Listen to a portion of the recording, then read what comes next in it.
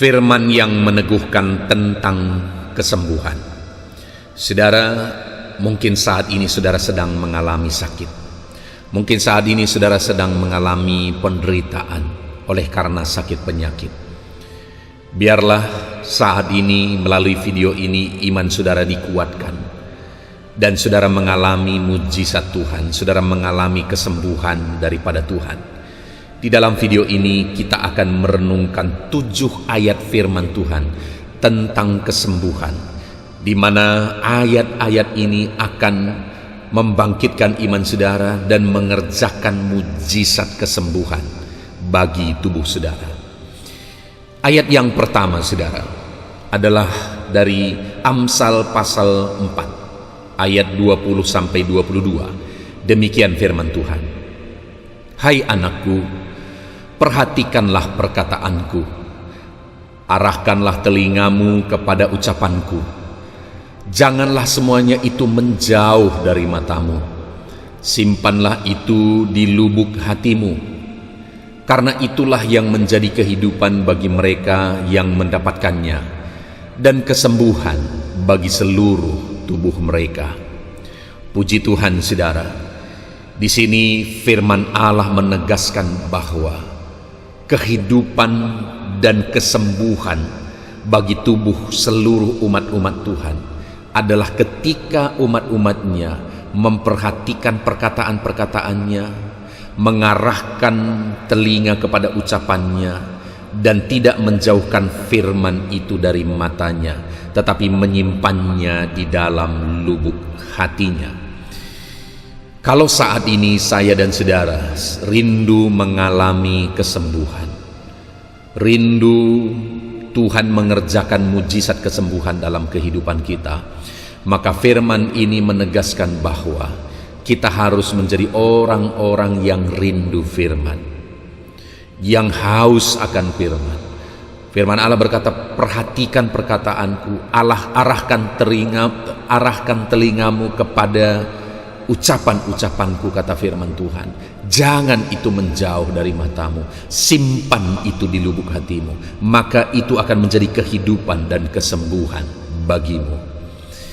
Kalau saat ini firman Allah tertanam di hati kita, kita menjadi pribadi-pribadi anak-anak Tuhan yang rindu dan haus akan firman-Nya dan menyimpan perkataan-perkataannya, menyimpan prinsip-prinsip firman Tuhan di dalam hati kita, maka firman Allah ini menegaskan itu akan menjadi kehidupan dan kesembuhan bagimu.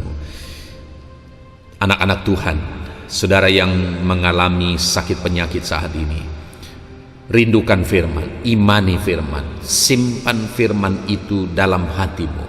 Biarkan firman itu menguasai engkau, karena firman Allah berkata, firman itu sendiri yang akan mengerjakan kesembuhan bagi saudara. Ayat yang kedua saudara adalah dari Matius pasal yang ke-8 ayat 8 dan 13. Demikian firman Tuhan.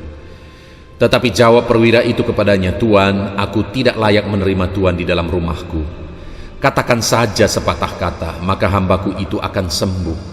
Lalu Yesus berkata kepada perwira itu, pulanglah dan jadilah kepadamu seperti yang engkau percaya.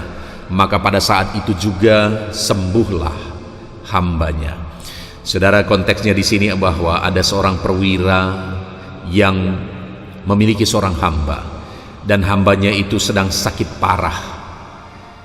Lalu kemudian perwira itu datang kepada Yesus dan meminta supaya Yesus menyembuhkan hambanya.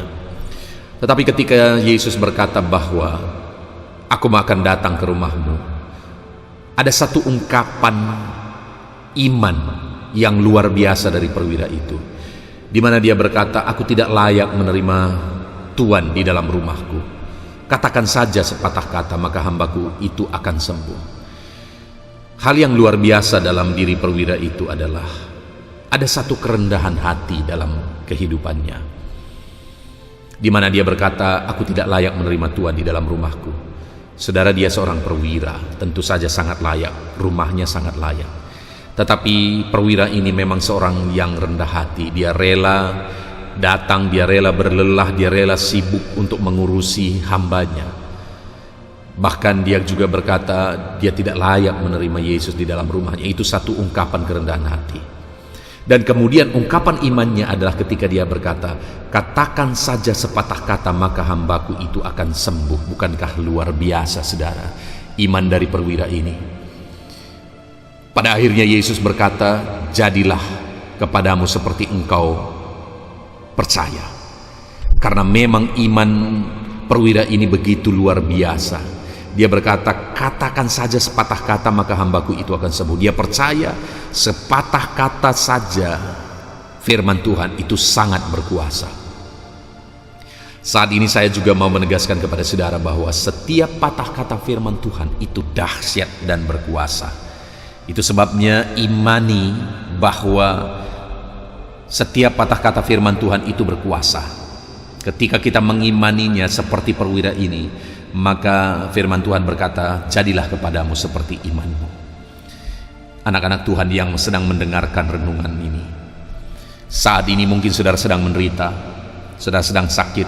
Renungkanlah firman Tuhan, lalu imanilah setiap kata firman Tuhan bahwa firman itu berkuasa, firman itu dahsyat, firman itu ajaib. Ketika saudara mengimaninya, maka saudara akan mengalami kuasa, kedahsyatan, keajaiban Tuhan bekerja melalui firman-Nya dalam kehidupan saudara, dan saudara akan mengalami kesembuhan.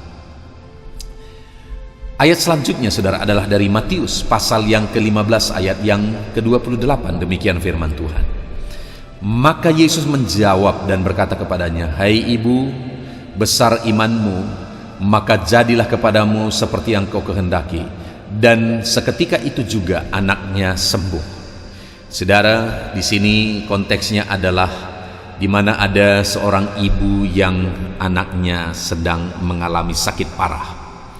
Dan kemudian ibu itu datang kepada Yesus.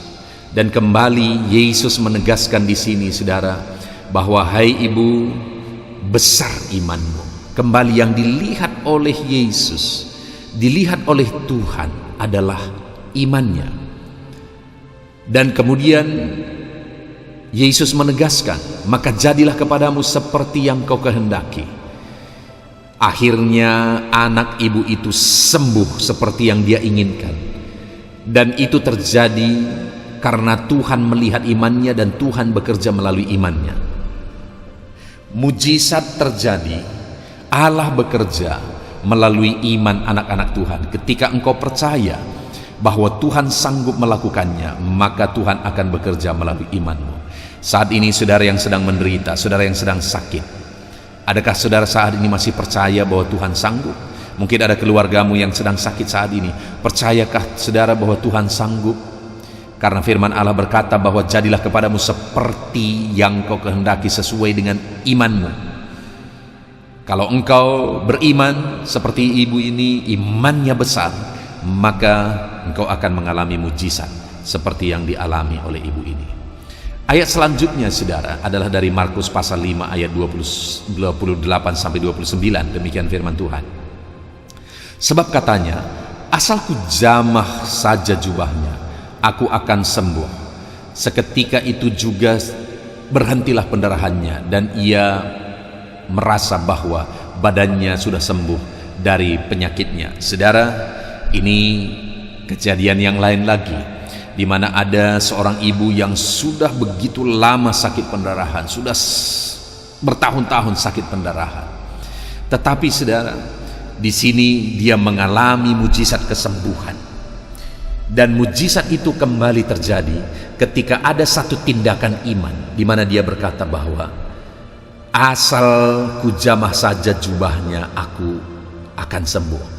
Jadi saat itu, saat Yesus berjalan berkeliling untuk memberitakan firman, maka berduyun-duyun orang datang mengikuti Yesus dan mendengarkan pengajaran-pengajarannya.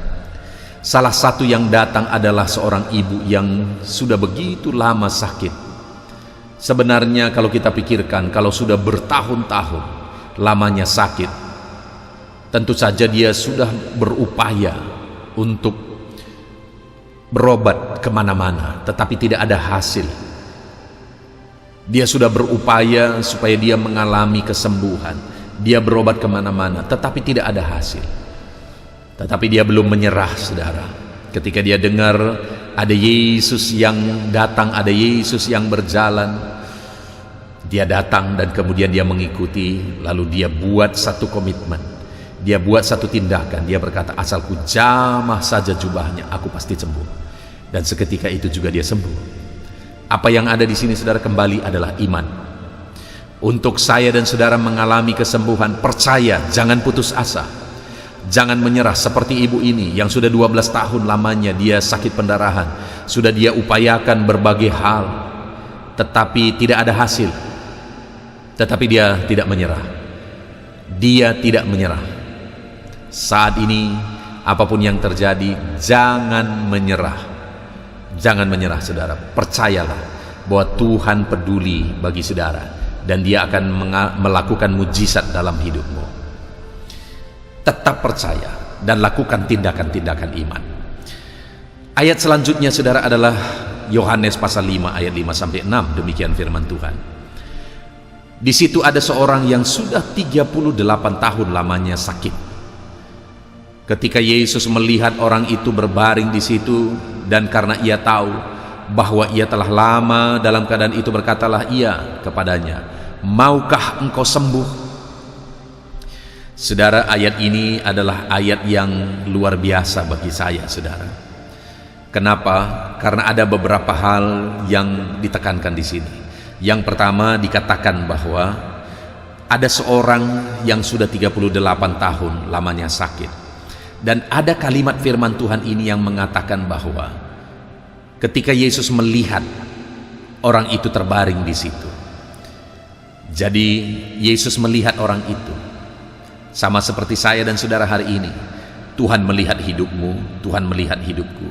Artinya Tuhan tahu apa yang kita alami, saudara. Tuhan lihat penderitaan kita, Tuhan lihat penyakit kita, Tuhan lihat persoalan kita. Dan juga dikatakan di sana bahwa,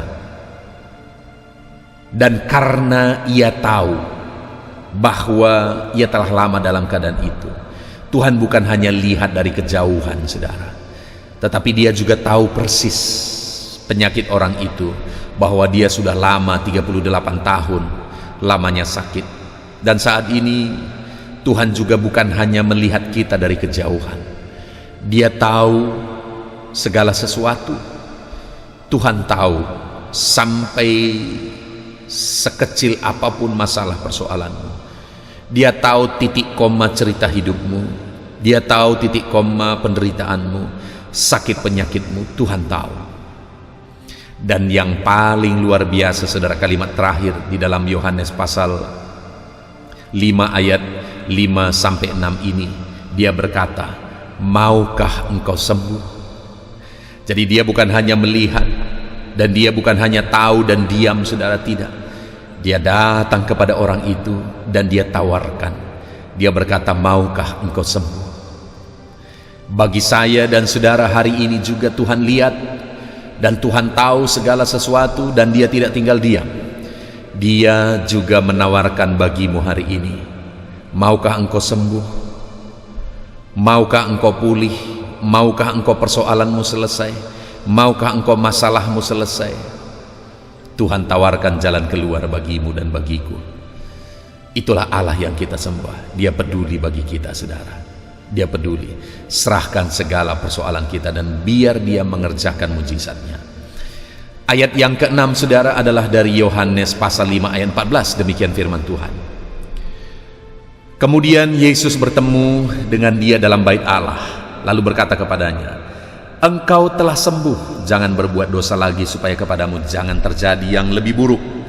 Saudara, di sini orang-orang yang sama yang telah mengalami kesembuhan.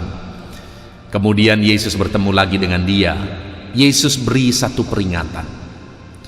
Engkau telah sembuh, jangan berbuat dosa lagi supaya kepadamu tidak terjadi yang lebih buruk. Saudara, Tuhan memperingatkan di sini. Jangan lagi kamu hidup dalam dosa. Jangan lagi kamu hidup dalam pelanggaran-pelanggaran terhadap firman Allah, karena engkau telah mengalami mujizat, engkau telah sembuh. Karena jika engkau masih tetap hidup dalam dosa, maka akan terjadi kepadamu yang lebih buruk. Adakah saudara melihat orang yang pernah mengalami mujizat dalam hidupnya, tetapi kemudian hidupnya jauh lebih hancur? Kenapa? Karena dia mencoba-coba untuk bermain-main dengan dosa. Ada terlalu banyak yang begitu, saudara. Sudah banyak pertolongan Tuhan yang dia alami, sudah banyak mujizat Tuhan yang dia alami, tetapi dia kemudian mulai bermain-main dengan Tuhan. Dia mulai mempermainkan Tuhan. Dia mulai hidup dalam dosa. Dia mulai hidup dalam pelanggaran-pelanggaran, dan pada akhirnya iblis menghancurkan dia lebih hancur lagi. Bagaimana dengan saya dan saudara? Adakah saudara yang kita sudah mengalami mujizat Tuhan? Saya percaya sudah begitu banyak mujizat Tuhan yang kita alami dalam hidup kita. Dan atas semua mujizat yang kita alami itu, saudara, mari hidup dalam kebenaran. Ikut Tuhan, layani Tuhan, hiduplah dalam kebenaran, supaya kepadamu tidak terjadi yang lebih buruk. Ayat terakhir, saudara, tentang kesembuhan adalah dari Yakobus pasal 5 ayat 16. Demikian firman Tuhan. Karena itu hendaklah kamu saling mengaku dosamu dan saling mendoakan supaya kamu sembuh. Doa orang benar bila dengan yakin didoakan sangat besar kuasanya. Saudara, hal yang ditegaskan di sini untuk mengalami kesembuhan adalah mengaku dosa dan saling mendoakan. Saat ini ketika saudara sakit, mari panggil anak Tuhan, panggil pelayan Tuhan.